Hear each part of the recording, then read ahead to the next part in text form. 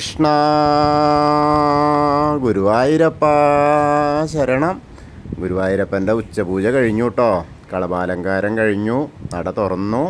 അപ്പോൾ നമുക്ക് ഗുരുവായൂരപ്പനെ കാണാൻ പോകണ്ടേ? ഗുരുവായൂരപ്പൻ്റെ ആ ചതുർബാഹുവായ വിഗ്രഹത്തിൽ ഇന്ന് ഏത് രൂപത്തിലാണ് ഭഗവാൻ കാത്തു നിൽക്കണമെന്ന് അറിയിക്കാൻ വേണ്ടിയിട്ട് നമുക്ക് പോകണം. അപ്പോൾ എല്ലാവരും വരൂ കേട്ടോ. നമുക്ക് നല്ല തിരക്കാണ്. ഇന്നിപ്പോൾ 30 വ്യാഴാഴ്ചയാണ്. രാവിലെ മുതൽ തന്നെ നല്ല തിരക്ക്, അതായത് നിർമാല്യം തൊട്ടിട്ട് തന്നെ നല്ല തിരക്കായിരുന്നു.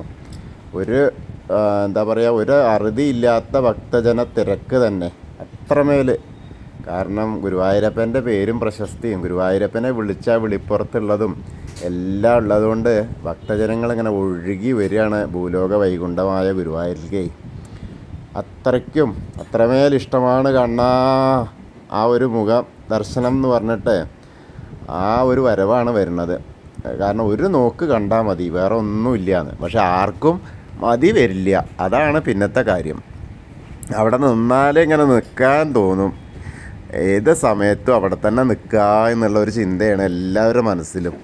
എത്ര തിരക്കുണ്ടെങ്കിലും അവിടെ ഒന്ന് നിന്നാൽ, ആ മുഖദർശനം ഒന്ന് കിട്ടിയാൽ അത്രയ്ക്കും ആ ജന്മം സഫലമായി എന്നുള്ള ആ ഒരു തോന്നലാണ് ഭക്തജനങ്ങൾക്ക്.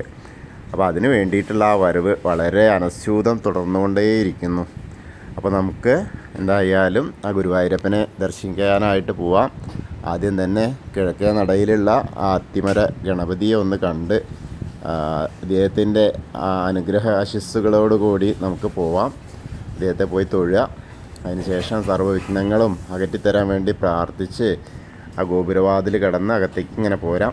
അങ്ങനെ വരുമ്പോൾ ആ ഗുരുവായൂരപ്പൻ്റെ കൊടിമരത്തിൻ്റെ അധികം ഇങ്ങനെ പോയി നേരെ നമ്മൾ വാതിൽപ്പടി കയറുക. വാതിൽപ്പടി കയറുമ്പോൾ തന്നെ ആ ഗുരുവായൂരപ്പൻ്റെ ശ്രീലകത്തെ ആ നെയ്വിളക്കിൻ്റെ പ്രഭ നമ്മളിലേക്ക് എത്തുക. പിന്നെ പൊന്നിൻ്റെ നെയ്വിളക്കിങ്ങനെ പൊന്നിൻ്റെ മുകളിലിങ്ങനെ അടിക്കുമ്പോൾ ആ ഒരു പ്രതിഫലനം അത് നമ്മളിലേക്ക് എത്തുക. നമ്മളെ നയനങ്ങളെ മനോഹരമാക്കിയ കാഴ്ചയാക്കിയിട്ട് അതിങ്ങനെ അനുസ്യൂതം തുടർന്നുകൊണ്ടിരിക്കുകയാണ്. അപ്പോൾ അങ്ങനെ നമ്മൾ ഇടത്തെ സൈഡിലുള്ള ആ പീഠം നോക്കിയിട്ട് ആ മേൽപ്പത്തൂര് ഇരുന്ന് നാരായണീയം എഴുതിയ ആ പീഠം, മഹത്തരമായ പീഠം നോക്കി ഇപ്പോഴും കെടാവിളക്ക് കത്തിച്ച് വെച്ചിരിക്കുന്ന ആ പീഠം നോക്കി തൊഴുതു. മേൽപ്പത്തൂരിനെ ഒന്ന് സ്മരിച്ചു.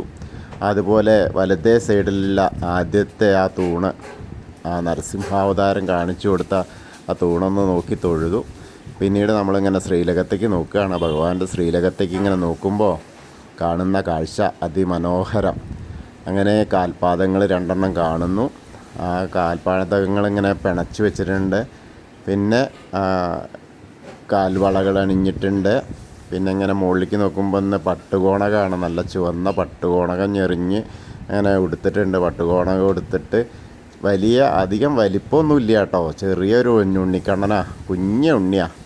അതുകൊണ്ട് കണ്ടാൽ വാരി എടുക്കാൻ തോന്നും. ആ ക്രൂരമ്മയ്ക്ക് മാത്രമല്ല നമുക്കും തോന്നും. അത്രയ്ക്കും യശോദാമ്മയ്ക്കും ഒക്കെ, അവർക്ക് മാത്രമല്ല നമുക്കും തോന്നും. അത്രയ്ക്ക് എന്താ പറയുക, അത്രയും ആഹ്ലാദത്തോടു കൂടി നിൽക്കുന്നൊരു പൊന്നുണ്ണിക്കണ്ണനാ.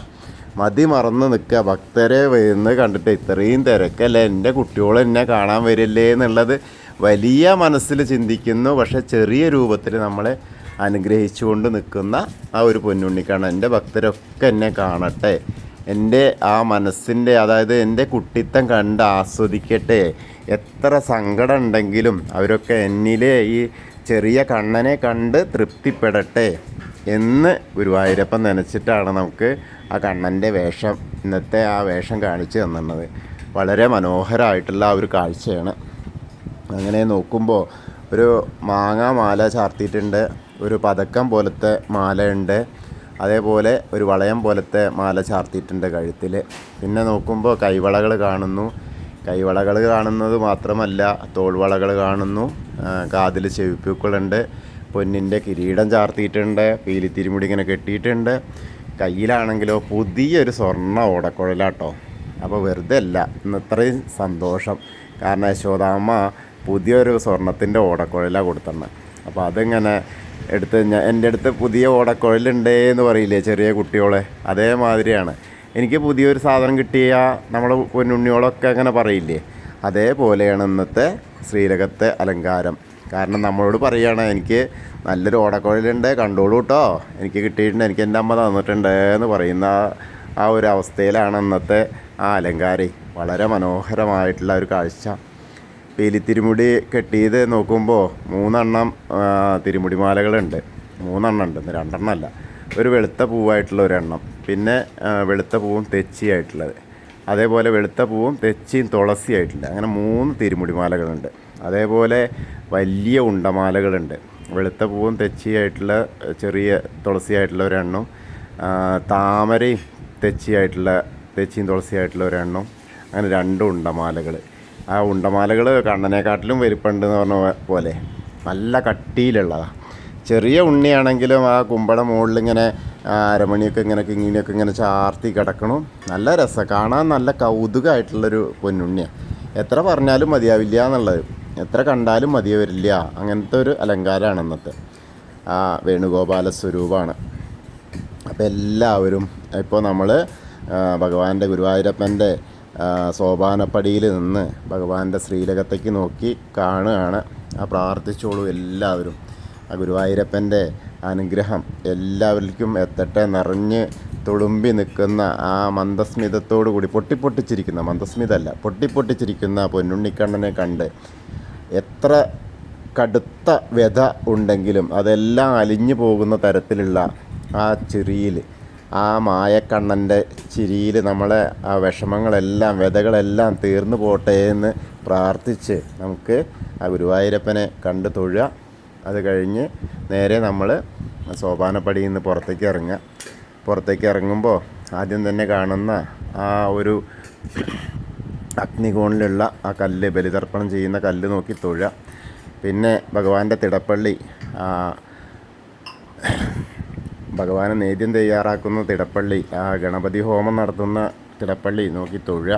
അതിന് ശേഷം തിരിഞ്ഞു നിന്ന ചുമരിൻ്റെ മുകളിലുള്ള പൊന്നുണ്ണിക്കണ്ണനെ, അലിലക്കണ്ണനെ കണ്ട് തൊഴുക. അതിന് ശേഷം സപ്തമാതാക്കളെ കണ്ട് തൊഴുതു. അതിന് ശേഷം നമ്മൾ നേരെ വരുന്നത് ഗണപതിയെ കണ്ട് തൊഴുക. അവിടെയും നല്ല അലങ്കാരമാണ്. ആ കൊമ്പും തുമ്പിക്കൈയൊക്കെ ഇങ്ങനെ നന്നായിട്ട് ചന്ദനച്ചാർത്തായിട്ട് വെച്ചിട്ടുണ്ട്.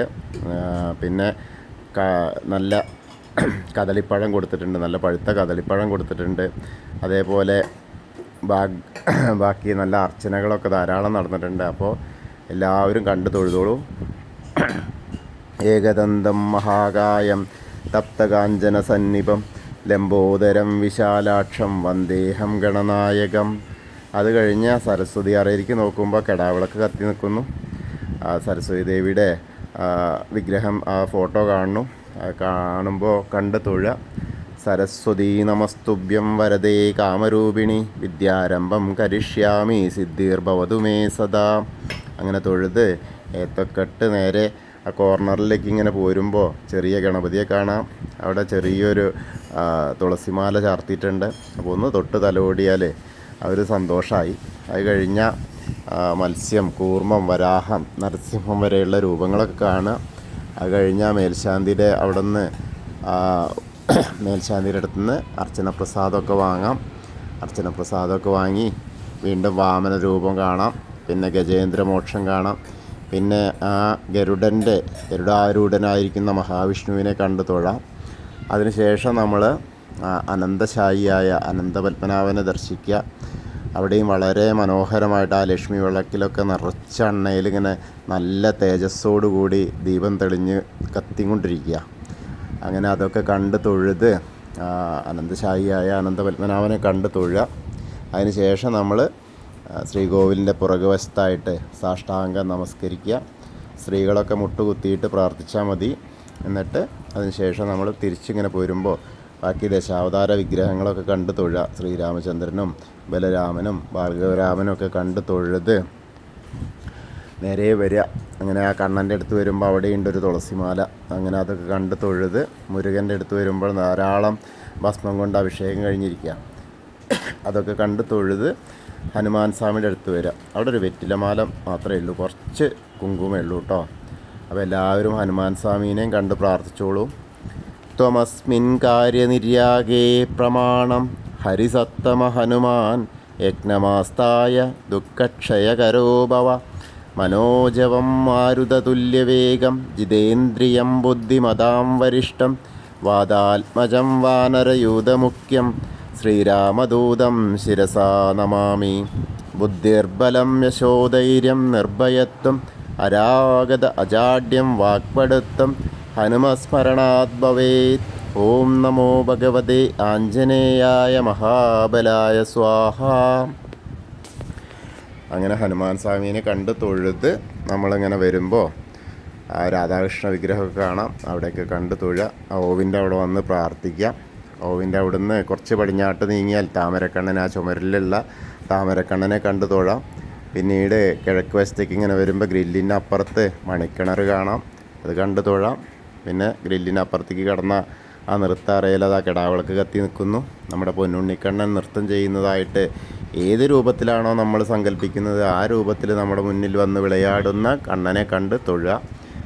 അങ്ങനെ വരുമ്പോൾ കുറൂരമ്മേനെയൊക്കെ കണ്ട് ധാരതരെയൊക്കെ കണ്ട് വസുദേവരെയും ഒക്കെ കണ്ട് തൊഴുത് വടക്കേ നടയിലൂടെ പുറത്ത് വരിക. പുറത്ത് വന്നിട്ട് ആ പ്രസാദ കൗണ്ടറിൻ്റെ അവിടുന്ന് ചന്ദനവും തീർത്ഥമൊക്കെ വാങ്ങാം. അതൊക്കെ വാങ്ങി തൊട്ട് കുടിച്ച് ഇങ്ങനെ അടുത്തതായി എടത്തരികത്തുകാവിലെ ഭഗവതീനെ കാണാനായിട്ട് പോവുക. ഭഗവതി ഇന്ന് അതീവ സന്തോഷത്തിലാണ്. എല്ലാ ഭക്തരെയും അനുഗ്രഹിച്ചു കൊണ്ടിരിക്കുക. 30 വ്യാഴാഴ്ചയൊക്കെയാണ് എല്ലാവരും. ഇനിയിപ്പോൾ അവിടെ സഹോദരൻ അനുഗ്രഹിക്കുമ്പോൾ ഞാനായിട്ട് അനുഗ്രഹിക്കാതിരിക്കണില്ല എന്ന് പറഞ്ഞിട്ടാണ്. അപ്പോൾ ആ നല്ല കാഴ്ചയിലാണ്. എന്തായാലും കണ്ടോളൂ.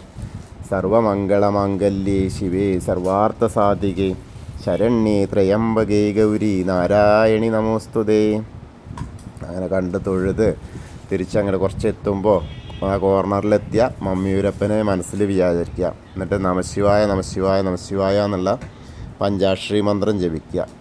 അപ്പോൾ മമ്മിയൂർ പോയി ദർശനം നേടിയ ആ ഒരു സുഹൃതം നമ്മളിലേക്ക് എത്തും. അത് കഴിഞ്ഞാൽ നമ്മൾ നേരെ കൊടിമരത്തിൻ്റെ അവിടെ വന്ന് വീണ്ടും നമ്മുടെ ഭഗവാന്റെ ശ്രീലകത്തേക്ക് ഒന്നുകൂടി നോക്കിയാൽ ആ പൊന്നുണ്ണിക്കണ്ണനെ, ആ വേണുഗോപാലനെ, മുരളീധരനെ ഒരിക്കൽ കൂടി കാണുക.